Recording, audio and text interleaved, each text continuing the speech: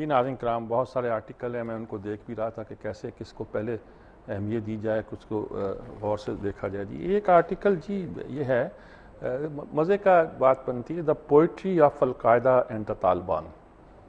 Faisal Devji کا article ہے جو کہ سینٹ اینتھنی کالج آکسفورڈ میں فیلو ہیں اور کئی کتابوں کے مصنف ہیں۔ پوئٹری آف دا طالبان ایک کتاب ہے جو چھپ رہی ہے جی، طالبان کی شاعری۔ بن لادن کے وہاں سے کچھ ایسے جو خطوط نکلے ہیں، ان میں سے ڈاکومنٹ سے پتہ چلا ہے کہ جو لوگ شاعری واری کے حوالے سے بھی بات کرتے ہیں۔ پھر انہوں نے بتایا کہ اصل میں عرب شاعری کی بیک گراؤنڈ تو ایک پوری ایک حمیت کی شاعری کی بھی رہی ہے، اور جنگوں میں رزمیاں پڑھے جاتے تھے۔ شاعری کا پوری ایک تاریخ ہے جس میں شاعری کو اس کے لیے استعمال کیا جاتا تھا۔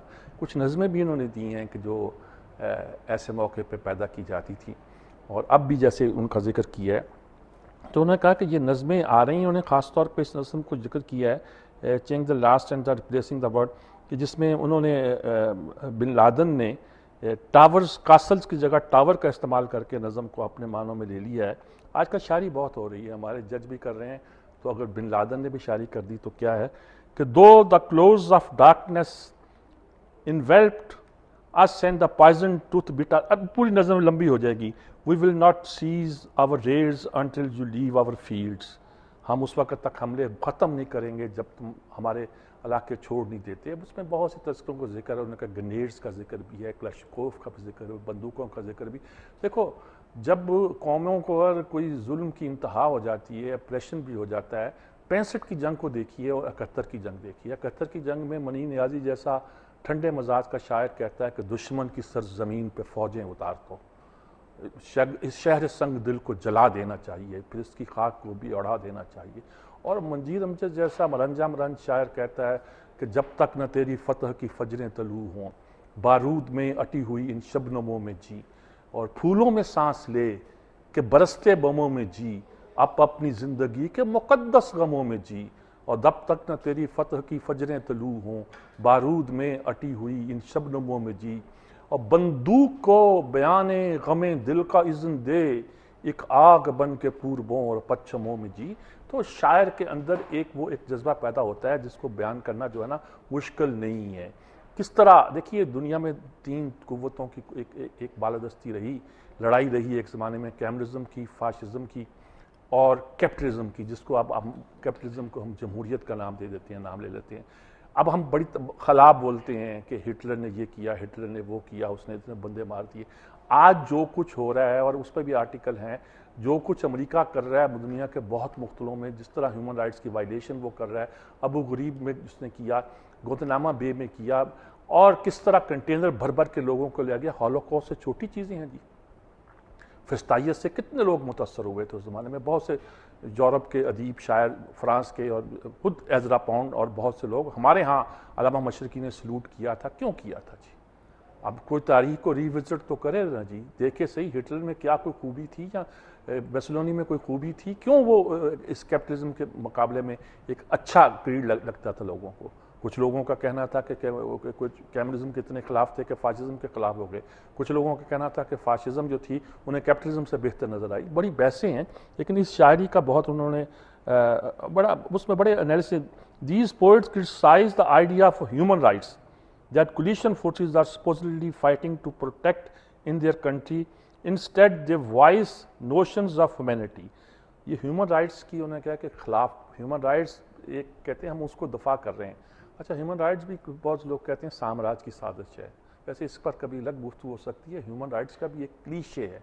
کس نے مجھ سے پوچھا کہ آپ ہیومن رائٹ پر یقین رکھتے ہیں؟ میں نے کہا نہیں۔ میں نے کیا کہہ رہے ہو؟ میں نے کہا نہیں۔ میں نے کیا؟ میں کہا میں حقوق العباد پہ یقین رکھتا ہوں۔ ہیومن رائٹس کی پیداوار تو وہاں سے شروع ہوئی جب آپ نے خدا کا انکار کر کے یہ کہا کہ خدا تو مر چکا ہے، اب انسانوں کے فیصلوں انسان ہی نے کرنے ہیں، اور انسان کا بہترین مطالعہ انسان ہی ہے، اور بات کرنی ہے تو انسان کی بہتری کے لیے کرو۔ وہاں سے ہیومن رائٹس پیدا ہوئے، جبکہ حقوق العباد کا مطلب ہے کہ اللہ کے بندوں کے حقوق، وہاں انسان اور اس کے حقوق کے درمیان اللہ کا رشتہ بھی قائم ہوتا ہے. اور کائنات خدا اور بندے کے رشتے کو اگر آپ ختم کر دیں تو پھر جو ایک دنیا پیدا ہوتی ہے وہ آج کی دنیا. لمبی بحث ہے لیکن جہاں انہوں نے اس سے ہیومینٹی کا لفظ استعمال کیا ہے, ہیومن رائٹس نہیں جو آپ نے چارٹر بنا رکھے ہیں, بلکہ ہیومینٹی, انسانیت کی احترام کرو, وہ چیزیں اس شاعری میں بہت سی نظر آئی ہیں جس کا میں ابھی تذکرہ کر رہا ہوں. جی ایک اور آرٹیکل ہے جی, وہ اس معاشرے کی, اس تہذیب کی بہت, دا مارکیٹ سوسائٹی, یہ فریڈمن کا آرٹیکل ہے جی. اور کمال کا اس طرح کی باتیں میں بہت سے آرٹیکل میں دیکھتا ہوں ہوتی ہیں.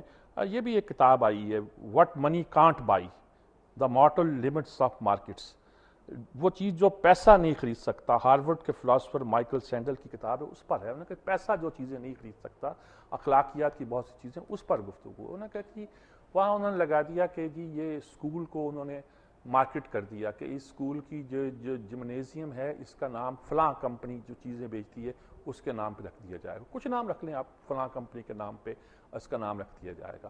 بچے جب ایکسرسائز کرنے آتے ہیں تو وہ دیکھتے ہیں کہ یہ فلاں جمنیزیم, آپ دیکھا نہیں آج کل بک رہے ہیں, ہر چیز اسپورٹس بکتی ہیں, یہ کچھ چوکوں کے نام رکھے جاتے ہیں. بہت انہوں نے کہا کہ اسکولوں میں بھی یہ کرنا شروع کر دیا انہوں نے, اور ایک اسٹیڈیم کا نام رکھ دیا. اور ایک ناولسٹ, بڑا مشہور نام بھی لکھا, چھوڑے کہ ایک ناول لکھا تو اس نے کہا کہ یہ جو جیولری کی فلاں فرم ہے, کوئی فرم رکھ لے, میں فلاں میں توں جیولرز کچھ رکھ لے, اس فرم کا نام آپ ناول میں 12 بار لکھیں گے اور 12 بار نام لکھنے کے بدلے میں آپ کو یہ پیسے دیں گے, یہ کریں گے. اس سے ہو کیا رہا ہے؟